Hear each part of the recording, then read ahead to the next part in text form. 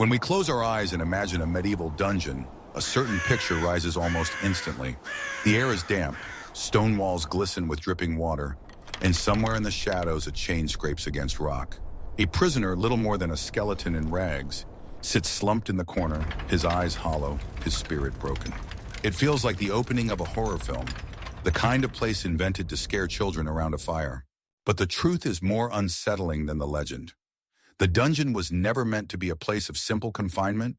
It was designed as an architecture of despair, a weapon not just to restrain the body, but to crush the mind, to strip a human being of every shred of dignity until nothing remained but silence and submission. The very word dungeon carries this duality. In the English of the 14th century, dungeon was borrowed from the French donjon, meaning the central tower of a castle, the keep, the seat of power. That origin matters because the dungeon was never just about chains and locks. It was about control. To be cast into the Lord's tower was to be cast into the heart of his authority. The Latin dominus, meaning lord or master, gives us the same root. Language itself remembers that the dungeon was about domination.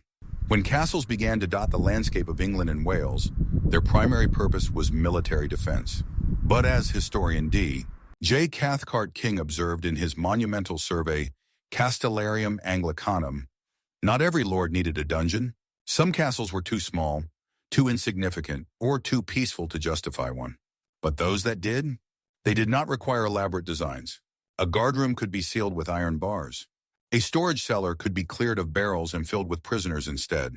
Even the grand chambers of a tower, once decorated for noble guests, could be stripped bare and repurposed as a cage. And yet, what made the castle such an effective prison was not simply the thickness of its walls. As King himself wrote, castles make good prisons, not so much because a building hard to get into is necessarily hard to get out of, but because they could resist attempts at rescue. The Lord who held you captive did not fear your escape. He feared that your allies might come for you. Within those walls, even if the world outside was restless, you were trapped in silence, unseen, unreachable. Lancaster Castle is a perfect example. Built in the 12th century, it remained active as a prison right into the 21st. Its crown court still functions today, a chilling reminder that stones remember. But beneath its courtyards, in the black belly of the earth, the Pendle witches waited. Accused in the frenzy of 1612, women like Alison Device and Old Demdike were held in damp, airless dungeons until their executions. The conditions were so foul, so suffocating, that their ordeal was already a kind of slow death before the noose ever touched their necks. The dungeon was never just a room. It was an instrument carefully crafted to destroy the human spirit. Imagine lying on bare stone, where the cold seeped into your bones with every hour. Straw, if there was any, was rarely changed. Soon wet, moldy, crawling with lice and fleas. Food was scarce, often nothing more than a chunk of stale bread thrown through a door, or a pot of water green with algae. Rats fought the prisoners for scraps. Disease spread quickly. Skin rotted with sores, lungs filled with damp air, teeth fell out from scurvy. But the cruelest affliction of all was the mind. In endless darkness, without the sun to mark days or seasons, time itself disintegrated. The silence was not empty. It was full of dripping water, scratching vermin, the shuffle of chains. And in that silence, many prisoners slipped into madness. To be locked in a dungeon was not just to be punished. It was to be erased. Even in the earlier centuries, the concept of prison was not straightforward. Under Alfred the Great in the late 9th century, punishment was usually economic. Fines, payments, compensations. Justice was something you could buy. But after the Norman conquest in 1066, the culture of imprisonment grew. Power meant holding bodies in submission. By 1071, Ildred, the abbot of Abingdon, found himself confined at Wallingford Castle for conspiring against the Bishop of Durham. Only 30 years later, Ranulph Flambard, also Bishop of Durham, became the first recorded inmate of the Tower of London. His crime? Embezzlement. His fate? Temporary. He also became the Tower's first escapee, lowering himself down the wall by rope in 1101 and fleeing to France. But most were not so lucky. The turning point came under Henry II. In 1166, he issued orders that every county should build a jail, often in a borough or castle, so that accused men could be held until trial. It was the birth of the prison system in England. Not a single place of confinement, but a network. And yet for many, trial was months or years away.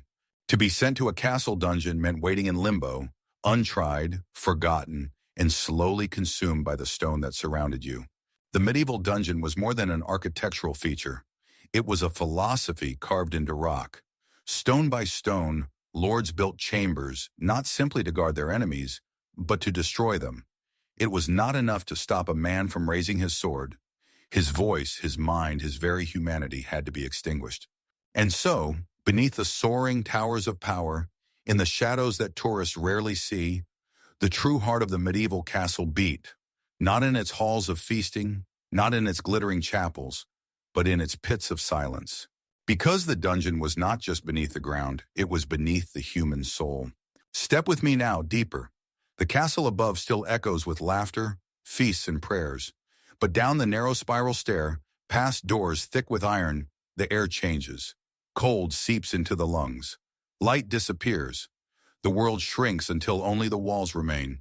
This is where men and women were lowered, not as guests, not as subjects, but as shadows. Conditions in these dungeons were never accidental. They were deliberate. Darkness was the first weapon. Many cells were built with no windows at all, and those that had slits offered no view, only a thin gasp of air. Without the sun to measure days, prisoners lost all sense of time. Was it dawn or dusk? A week or a year? The confusion itself was punishment, a slow disintegration of the mind. The second weapon was cold. Thick stone held the damp like a sponge. In summer, the dungeon was clammy. In winter, it froze. Imagine trying to sleep on bare rock, shivering uncontrollably as water trickled down the walls. Some prisoners were given straw, but straw soon turned black with rot and lice. When fresh bedding was not provided, and it rarely was, the straw became alive with vermin. Each night, rats scurried across sleeping bodies, gnawing at sores, carrying disease. And then came hunger. Food was a privilege, not a right. Prisoners were often given only a small portion of bread, sometimes moldy, sometimes crawling with weevils. Water was drawn from the same sources that ran green with filth. Malnutrition, hollowed faces, loosened teeth, and thinned hair until every prisoner began to look like the same anonymous ghost. But perhaps worst of all was isolation. Locked alone in the dark, many heard whispers that did not exist, footsteps that never came, voices carried strangely through stone. The scream of another prisoner might sound like a whisper in your own ear. Insanity was not an accident of dungeon life. It was the endgame. Some castles went further, creating chambers that were pure instruments of psychological torture. The French word oubliette comes from oublier, to forget. These were cells entered only through a hatch in the roof. The prisoner was lowered down like a sack of grain and abandoned. Escape was impossible. Even rescue was nearly so. Some oubliettes were shaped like bottles, wide at the bottom, narrowing at the top, so that once a body was dropped inside, it could never climb out. At Warkworth Castle in Northumberland, the oubliette lay beneath the great tower. Its only entrance was through the ceiling. Imagine the terror of being lowered into such a chamber, knowing the ladder would be pulled away, leaving nothing but the stone silence. At Bromley's Castle in Wales, a similar cell was accessible only by a trap in a window niche. Steps descended toward it, but cruelly the staircase ended in an 8-foot drop. A ladder was required to place the prisoner inside, and once it was removed, escape was nothing more than fantasy. At Pontefract, known then as Pontefract, the dungeon was a true pit of despair. Built in 1070, it swallowed some of England's most important prisoners. Thomas of Lancaster met his death there in 1322. Anthony Woodville, brother-in-law to Edward IV, was executed there in 1483 on the orders of Richard III. And King Richard II himself is believed to have wasted away in those cellars after being deposed by Henry IV, starved, forgotten, erased. Even the Tower of London, that monument to royal authority, carried within it a chamber so cruel it became infamous. Little Ease. Measuring just 1.2 meters on each side, it was a cube too small to stand upright, too narrow to lie flat, too cramped to sit. Prisoners locked inside could never find comfort, forced to twist their bodies endlessly, night after night, until the mind cracked. Scotland devised its own horrors. There, the pit prison became a symbol of uniquely cold imagination. These pits, like oubliettes, were accessed through trapdoors. But unlike some bottle dungeons, they were dug deep into the rock, sheer-sided, utterly black. They were not converted chambers, they were purpose-built. That is perhaps the most chilling detail. Someone designed them to be unbearable. At Jono Castle in the Highlands, the Earl of Caithness threw his own son into such a pit. For 6 years the boy lingered there, filthy and half-starved, until madness consumed him. He died raving, a ghost in his own lifetime. At Dunvegan Castle on the Isle of Skye, the wife of Ian, chief of the MacLeods, tossed her 2 daughters into the pit because they tried to escape with lovers. The girls were left to starve in the dark, their cries heard faintly through the trapdoor above until silence returned. These were not isolated cases of cruelty. They reflected a truth, that the dungeon was not justice, it was vengeance. Historian Joy Cameron, writing on prisons in Scotland, observed that barons often had no interest in long-term imprisonment. It was costly to feed captives, costly to guard them. The dungeon was used not to hold until trial, but to rid the lord of a nuisance, quickly, efficiently, and out of sight. If a man was to be freed, he was freed. If he was to be hanged, he was hanged. But if he was to be erased, he was sent to the pit. There is a grotesque logic here. The dungeon was not meant to be full for long. Its power lay not in numbers, but in memory. To know that such pits existed was enough to terrify peasants into obedience, knights into loyalty, and nobles into silence. The mere threat of being lowered into a hole without light was sometimes more powerful than the act itself. Think again of the prisoner, chained in the dark, the stone pressing from every side. His body grows weaker with each passing day. His mind begins to conjure voices. He claws at the wall only to find the rock smooth, unyielding. Somewhere above, life continues. Laughter in the hall, music in the chapel. But none of it reaches him. He is a man buried alive, waiting only for madness or death. That was the true descent into the dungeon. Not a punishment measured in lashes or days, but a slow, calculated erasure of humanity itself. By now, the dungeon is no longer just a room beneath a castle. It is a language, a statement, a performance of power. To throw a man into the pit was to tell the world, I can make you vanish. For kings, this was especially useful. Public executions were dramatic, yes, a scaffold on the village green, the crowd watching a traitor's head fall. But executions could also create martyrs. A dungeon created nothing. No body, no last words, no spectacle, just silence. The prisoner faded like a candle snuffed out, remembered only in whispers. Take the case of Richard II. Once the anointed King of England, he was deposed by Henry IV in 1399. To execute him publicly would have been dangerous. Richard had supporters, nobles who might rally to his cause. So instead, he was locked in Pontefract Castle. There, hidden from all eyes, he wasted away. Some say he was starved deliberately, others that he was allowed to die slowly of neglect. Either way, the dungeon erased him more effectively than any axe. His body was buried quietly, his throne already filled. Or look at the fate of Margaret of Anjou's supporters during the Wars of the Roses. When Yorkists seized power, many of her knights and nobles were not executed in battle, but dragged into castle prisons. Some were tried, others simply disappeared. Their names faded from record as if they had never existed. The nobility, in fact, feared the dungeon more than death. A knight could die with honor on the battlefield. A noble could face the headsman with dignity. But to rot in darkness, unseen and unmourned, that was true annihilation. And so the dungeon became not only a weapon of kings, but of barons, bishops, and even wealthy merchants. In Scotland, barons had the right to build their own private prisons. These were not vast fortresses, but small, cruel chambers carved beneath their towers. Some were used to discipline tenants, others to eliminate rivals. The dungeon was the private executioner of the powerful. In France, too, the oubliette was a favorite tool of nobles. Its very name, to forget, summed up the purpose. Drop a man into its depths, remove the ladder, and never speak of him again. No blood was spilled, no witnesses present, no evidence left behind. The dungeon was not messy, it was discreet. But cruelty was never absent. Many dungeons were not merely holding cells, but laboratories of pain. Devices like the rack, the scavenger's daughter, or the strappado were not always used for execution, but for confession. The dungeon, in this sense, was not about silence, but about extracting words. Imagine the strappado, a prisoner's wrists bound behind his back, A rope looped through an iron ring above. He is hoisted into the air until his shoulders pop from their sockets, then dropped suddenly, only to be yanked up again. The pain was excruciating, but worse was the sound, joints tearing, tendons snapping, screams echoing off the stone. Torturers often worked in rhythm, a grim choreography of suffering. The rack was slower, more deliberate. A prisoner was tied hand and foot to rollers. Turn the handles and the limbs stretched until joints cracked and bones splintered.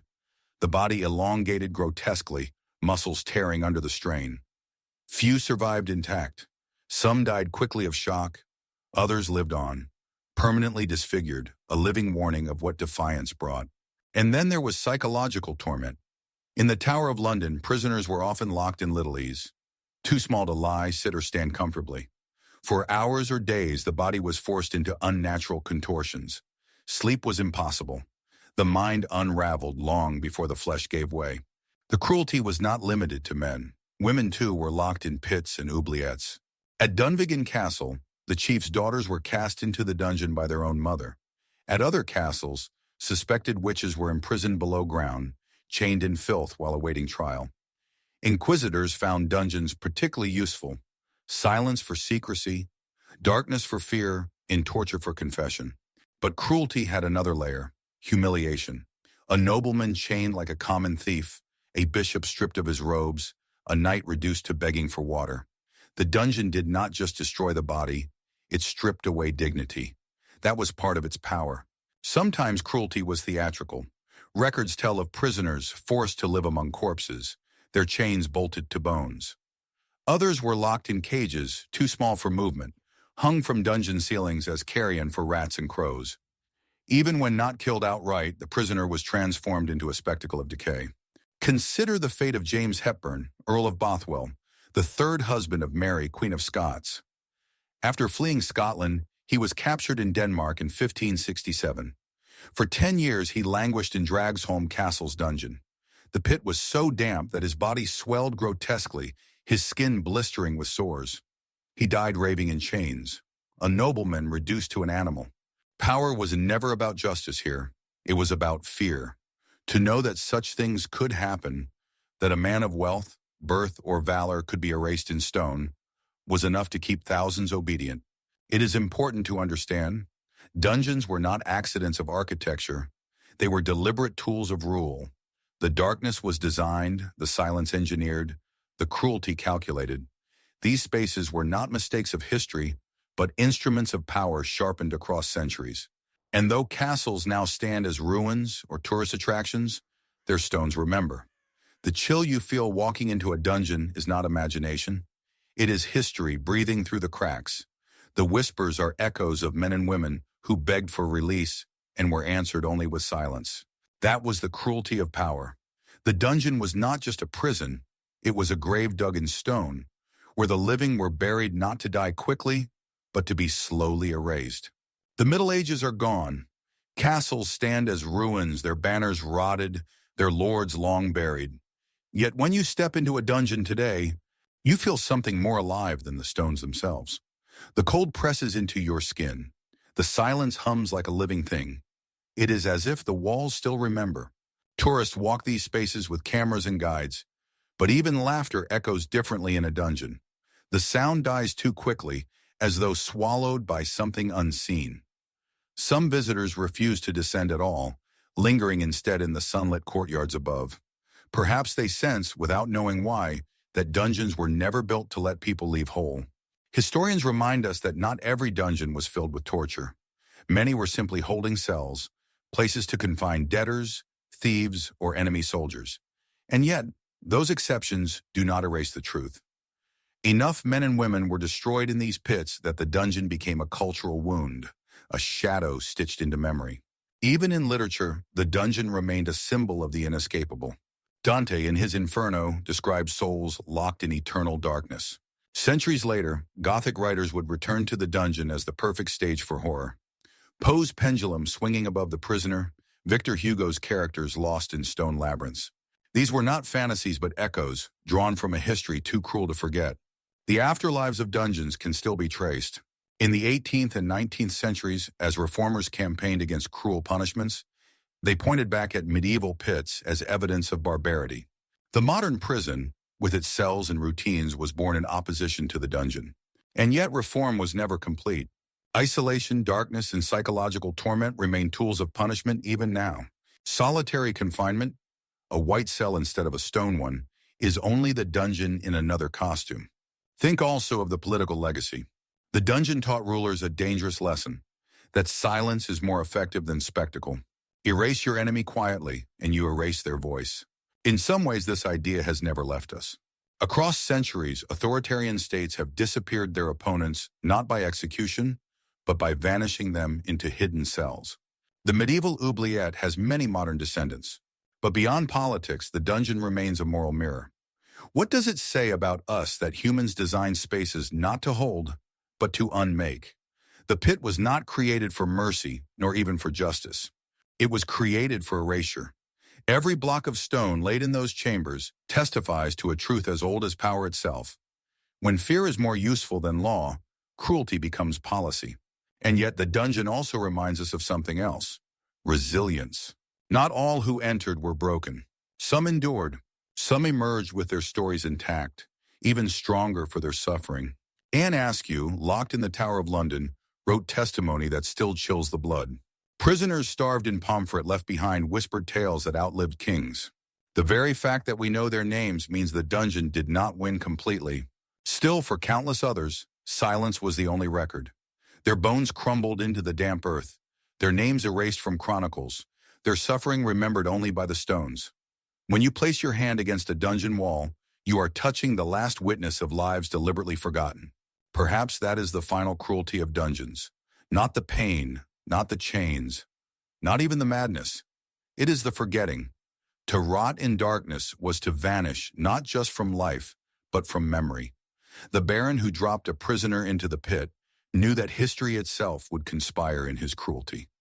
And so it has, leaving us only fragments, only whispers. When you leave a dungeon, climbing back toward light, it is hard not to feel gratitude. Sunlight feels sharper, air tastes fresher, the world feels larger.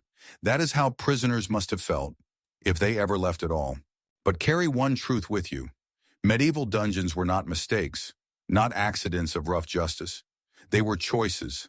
Someone designed them. Someone ordered them. Someone believed fear was more useful than fairness, silence more powerful than speech. And in that truth lies the warning. The dungeon is not just a ruin beneath a castle. It is an idea, the idea that people can be made to vanish. As long as that idea survives, the dungeon itself has not died. So the next time you walk through the great halls of a medieval fortress, remember, the story of the castle is not only the story of knights, kings, and banners. It is also the story of pits beneath the floorboards, of oubliettes hidden in towers, of prisoners whose names were swallowed by stone. And if you listen closely enough, you may still hear them. Not with your ears, but with the part of you that understands silence too well. The part that knows fear lingers longest when it is buried deep in places where no light reaches.